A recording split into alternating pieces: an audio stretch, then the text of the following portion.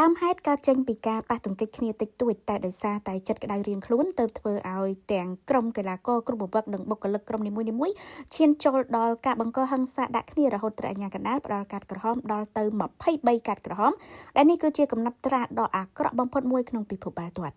ហេតុការណ៍នេះបានកើតឡើងក្នុងការប្រកួតវគ្គផ្ដាច់ព្រាត់ពានរង្វាន់ Campeonato Mineiro នៅក្នុងប្រទេសប្រេស៊ីលរវាងក្រុមបាល់ទាត់ Cruzeiro ជាមួយនឹង Atlético Mineiro Cruzeiro ដែលខកខានលើកពានមួយនេះតាំងពីឆ្នាំ2019បាននាំមុខក្រុមការពារជើងឯក Atlético Mineiro មួយគ្រាប់មុននៅវគ្គទី2នាទីទី60តែពេលដែលការប្រកួតឈានចូលដល់90នាទីបូករួមទៅនឹងនាទីបន្ថែមភាពតានតឹងបានកើតឡើងដោយទីលានបាល់ទាត់បដូរទៅក្លាយជាសង្វៀនប្រដាល់វិញព្រោះតែការប៉ះទង្គិចតាក់ជើងគ្នារវាងកីឡាករ Cruzeiro ហើយនិងអ្នកចាំទីខាង Atlético Mineiro ដែលកត្តានេះគឺបានបញ្ឆេះកំហឹងសមាជិកក្រុមទាំងពីរ